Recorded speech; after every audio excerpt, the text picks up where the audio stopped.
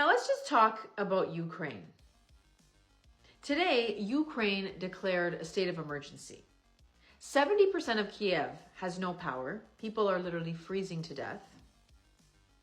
Meanwhile, Canada has sent $23.5 billion to Ukraine. And the woman who helped send the money, well, she just quit Canadian Parliament to go work for Zelensky. Now, 100 million was just embezzled from Ukraine's nuclear company by Zelensky's business partner, who fled to Israel before they could arrest him. Okay? But sure, let's not ask any questions. But I do have questions. I have questions about the ski resort. I have questions about the money. I have questions about why Chrystia Freeland went to go work in Ukraine. Ukraine is in a state of emergency. Let me just repeat that. People in Ukraine are freezing. There's no heat. There's no power. But they're still building luxury ski resorts in the Carpathian Mountains on land that was bought with $30 million in embezzled government money, which was funneled through offshore companies, through a Latvian bank that got shut down for money laundering. And the guy who stole the money, well, he fled. He came back now and is now working on the ski resort project. The European Parliament called this project unlawful. But yeah, send more money. I'm sure it's fine. Well, maybe we should follow the people and not necessarily the money. Okay? Let me tell you about Chrystia Freeland. She was Canada's Deputy Prime Minister. She was our Finance Minister. She helped send $23.5 billion to Ukraine.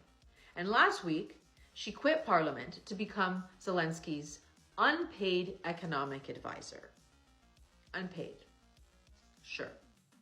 But here's what's really interesting. Her grandfather, well, he edited a Nazi newspaper in World War II. That's documented. She's been a close personal friend of George Soros since at least 2011. That's from the Globe and Mail. She's had a book deal to write his biography. Soros has had a foundation in Ukraine since before 1990, or since 1990, before Ukraine was even independent. Now, I'm not saying that it's a conspiracy. I'm saying it's a network. And the network just moved one of its people inside Ukraine, inside Ukraine's government. So let's look at the receipts here, because I think that's really important. We're not talking conspiratorial, we're talking facts. People want receipts, and here they are. In November 2025, Ukraine's Anti-Corruption Bureau exposes a $110 million scheme at the Energodom, the state nuclear company. I hope I pronounced that correctly. And the mastermind was Timur Mindich, which is Zelensky's former business partner. They have 1,000 hours of wiretaps. Mindich fled to Israel. The energy minister resigned. The justice minister resigned. Zelensky's chief of staff home raided, he resigned. Former deputy prime minister charged with illicit enrichment. This isn't Russian propaganda. This is Ukraine's own anti-corruption agency. And here's the kicker. In July 2025, Zelensky tried to gut these same anti-corruption agencies, and people protested, and he backed off. He had no choice. 4 months later, they exposed his inner circle. So the corruption is coming from inside the house, okay? So what is Canada's position? How does Canada fit into this? This is very serious. Canada is in a really bad position right now.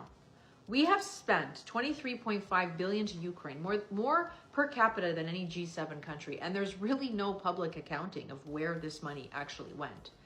The US State Department, for example, they admit that they don't even have a systematic approach to track Ukraine funding. Not even the US. The DoD lacks clear guidance for tracking equipment, and same goes for Canada.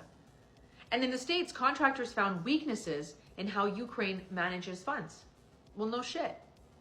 And now the woman who helped direct that money from Canada is working for Ukraine's government, while their ministers are resigning over corruption. Please just let that sink in.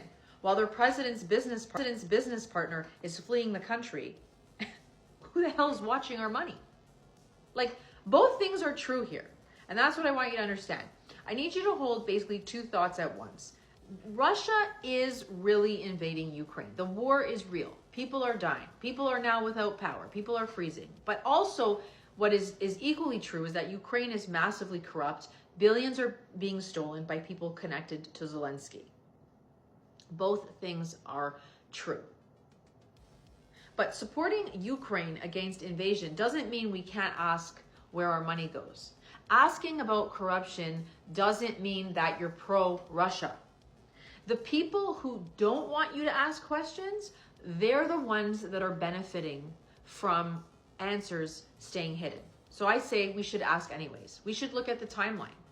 I think the timeline will give us some clarity on actually who was involved and what's happening there. So let me give you a timeline here. In 2014, George Soros says his foundation played an important part in Ukraine's revolution. He said this on CNN in his own words. In 2017, the Globe and Mail reports Freeland is a close personal friend of Soros.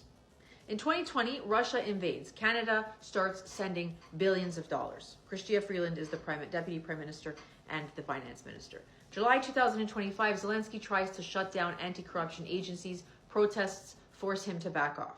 In November 2025, those same agencies expose a $100 million corruption scheme. Zelensky's inner circle is implicated. In December 2005, Freeland quits Trudeau's cabinet, and this month, Freeland becomes Zelensky's economic advisor, and there's a state of emergency declared, 70% of Kiev without power. It's not a conspiracy, that's a timeline. So you can connect the dots yourself. Now, the question that we need to be asking here, the one question, if Ukraine's government is so corrupt that their own anti-corruption agencies are arresting cabinet ministers, if the president's business partner had to flee the country, if $100 million was stolen from the nuclear company while people freeze without power, why would that government hire an economic advisor from Canada?